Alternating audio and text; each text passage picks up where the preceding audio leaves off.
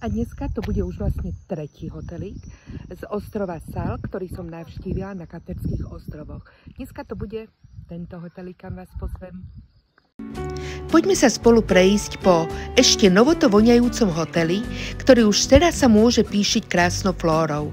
Unikátna moderná architektúra je krásne sklbená s tradičnými detailami a dáva vám to pocit skutočnej Afriky.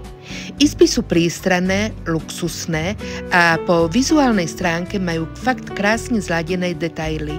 Na izbe je pravidelne doplňaný minibar a aj dávkovač vybraných druhov alkoholu. K dispozícii sú tiež swim-up izby s vlastným vstupom do bazénu. Skutočne chutnú stravu si môžete vychutnať v hlavnej reštaurácii, ale aj v 4 tematických reštauráciách. A k dispozícii je až 8 barov.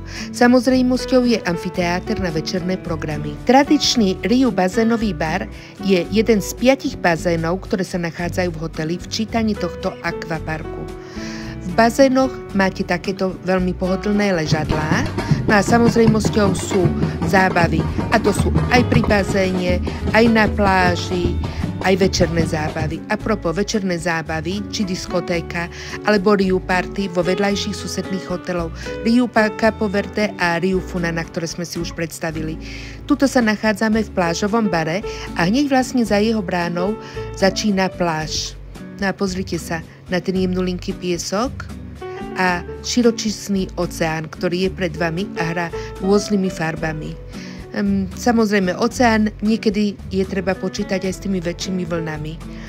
Na pláži sa nachádzajú takéto palmičky, čiže vlastne slnečníky nie sú potrebné.